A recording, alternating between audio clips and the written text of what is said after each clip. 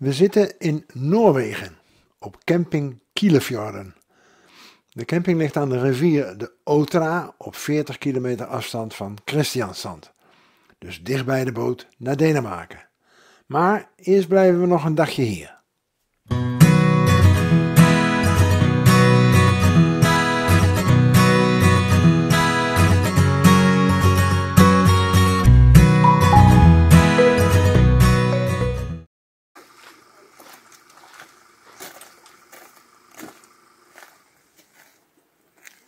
Het is warm.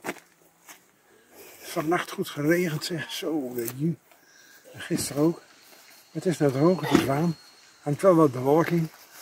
We doen een kort rondje. Kort iets van 5 kilometer. Hier zo langs het water. Over de bruggetjes. Mooie uitzichten. Wordt vast leuk. Eigenaren van deze mooie camping zijn 2 Nederlandse dames. Joyce en Nita.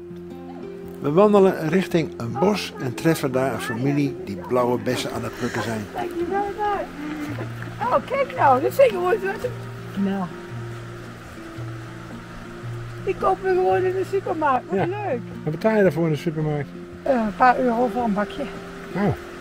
De zoon laat ons zien hoe ze dat doen.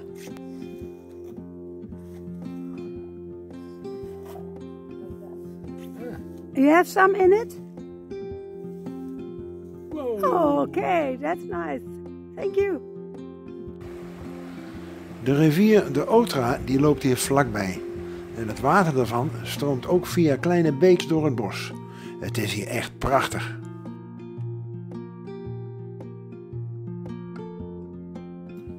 Bij de camping kun je kano's en boten huren. En het is het hele jaar is die open. We blijven hier helaas te kort om alles mee te maken, maar het is een prachtige camping, een hele mooie plek.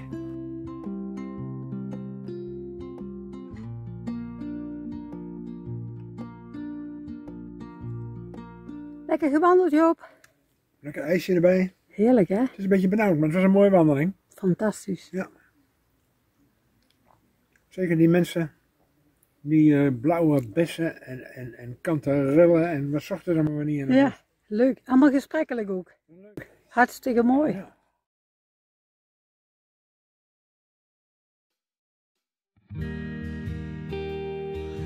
Op 23 juli gaan we vertrekken richting de haven van Kristiansand.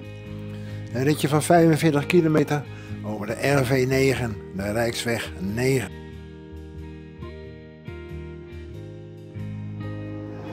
Vandaag 23 juli, een fantastische zonnige dag.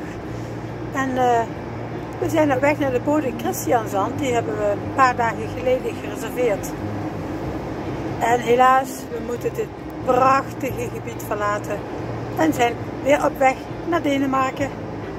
Goede reis, Joop. Goede reis. We komen ruim op tijd aan bij de haven van Kristiansand. We hadden de snelste boot gereserveerd van de maatschappij Fjordline. En die boot die heette Fjord FSTR Catamaran. In 2 uur en een kwartier naar Hirtshals in Denemarken. Even de ticket halen bij dit loket.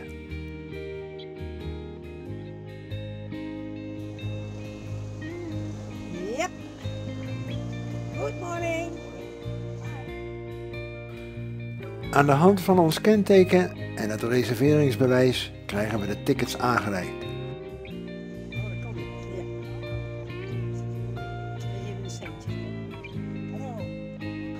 En even later staan we in de rij.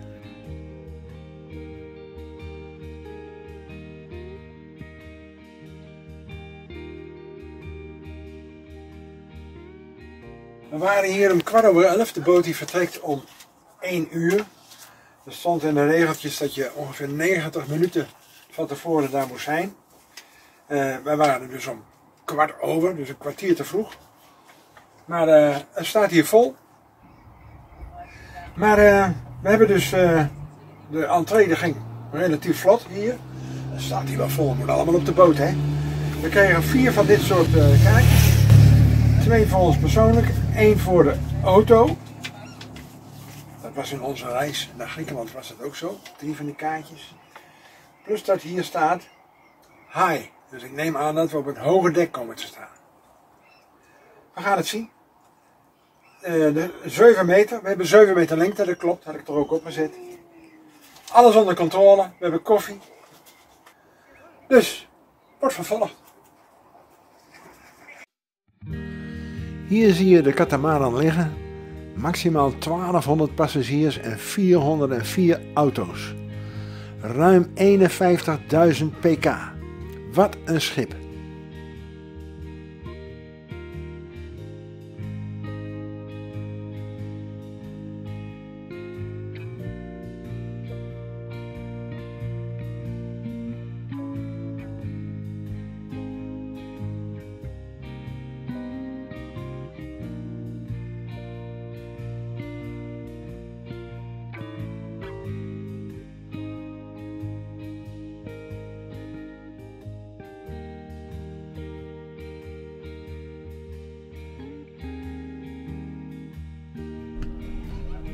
We nemen plaats achter in de boot in comfortabele stoelen. Alle gemakken zijn we voorzien. En iets voor 1 uur 's middags wordt er vertrokken.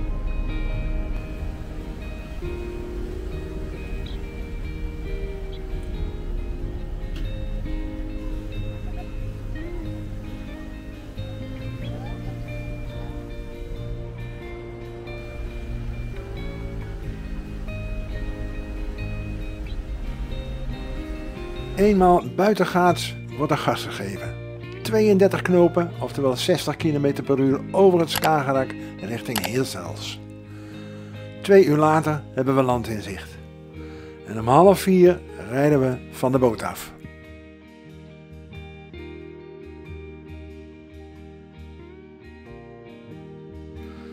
We hadden een camperplaats gevonden niet ver van de haven. Allback Bed and Breakfast. We worden meteen opgevangen door de eigenaresse, Lotte. En we hebben een plek op een ruim veld, inclusief stroom en water. En we staan helemaal alleen daar. En tegen de avond komen er nog een paar auto's bij.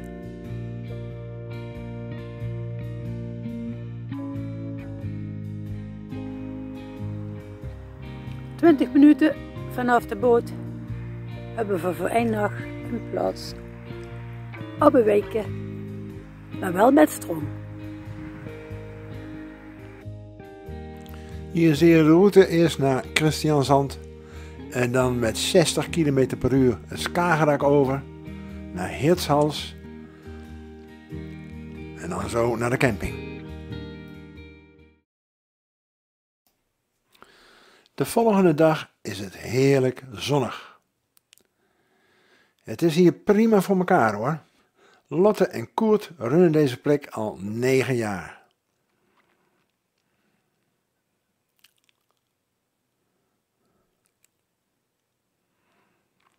Lotte die komt ons nog even een visitekaartje brengen.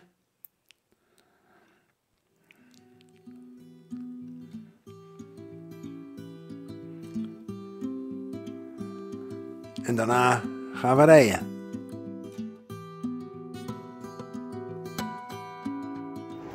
Nou, dit is de voorlaatste rit. We komen net af van de camping. Een hele grote camping. Ik geloof al 15 hectare. Een weiland. We stonden ook op een weiland. 1 van de 4 waren we denk ik. Misschien wel 1 van de 3. Een hele aardige mevrouw. Goed geslapen. En nou gaan we richting het zuiden. Richting Flensburg. En we zijn van plan om te gaan stoppen op dezelfde camping als dat we zijn begonnen deze vakantie. En dan rijden we een afstand van nog geen 400 kilometer en dan zitten we bijna in Duitsland. En dan morgen gaan we naar huis. En dan zit het erop. Maar even nog dit ritje, morgen nog een ritje. Dus we hebben nog wat te doen. We rijden helemaal van het noorden van Denemarken naar het zuiden. Over hele goede wegen. Maar eerst even boodschappen doen. Dit is een Lidl, vlakbij Kolding, vlak bij de snelweg, de E6. Handige plek. Voor het eerst hebben we een flesje wijn gekocht. 45 Deense kronen. Een echte Sint Vendel, uit Amerika, dat wel. Dus we hebben het meeste hebben gehad. We zijn er over een uurtje zijn we er. En lekker weer. En het is redelijk goed weer, een beetje wind. En wel druk op de weg hoor, vind ik. Ons doel is Stelplaats Green bij Tinglev van Stefan Christiansen. Daar waren we op de heenreis ook. Een hele mooie plek hoor. Maar hij loopt aardig vol met Nederlanders en Duitsers.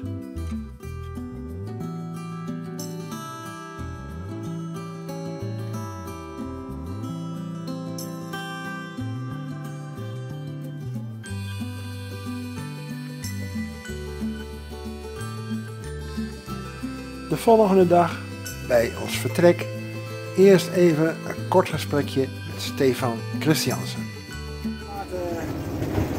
Deze camperplaats, aan een meertje, s'avonds vol, 's morgens loopt hij weer leeg, de volgende avond loopt hij weer vol. Het is echt zo'n doorgaans plek, maar een super plek om je vakantie mee te beginnen en ook een super plek om te beëindigen. Hele aardige man. Hij werkt er ook nog fulltime bij, alleen nu vakantie zijn. Hij moest maandag weer beginnen. De plek was ooit door zijn vader gemaakt als camperplek. Maar het loopt als een tierenlier en terecht. 20 euro kun je ook helemaal niks van zeggen. En dan gaan we naar huis. Het weer is redelijk. De wind van gisteren is weg. Het is wel 500 kilometer rijden over Duitse autobanen. Daar ben ik geen fan van, dat schiet me wel lekker op. En dan zit de vakantie erop. Zo meteen komen we nog even terug als we weer thuis zijn. Bij de grens met Duitsland geen enkele controle. Aan de andere kant trouwens wel. En bij Hamburg, bij de Elbetunnel, druk. En in Duitsland wordt altijd wel ergens aan de weg gewerkt. Maar we zitten net onder Hamburg. Hamburg was even file onder de Elbtunnel. Zijn ze aan het bouwen en aan het veranderen en weet ik allemaal. Maar we zijn er goed doorgekomen en nu zitten we op de A1. En die A1 die duurt 200 kilometer helemaal tot aan Osnabrück. En dan zitten we uiteindelijk in Nederland. Dat is vlot aardig en met dit erbij kunnen we nog meer heen. En bij de Lutte gaan we de grens over met Nederland. En dan zit het erop.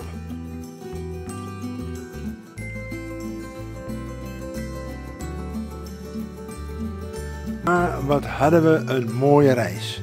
Midsummer Night in Zweden, de vissers in Noorwegen, de cruiseschepen in Ålesund en de skylift van Loen, om zomaar iets te noemen. We houden er even mee op, Tem on Tour houdt even pauze, maar geen paniek, we komen binnenkort weer terug.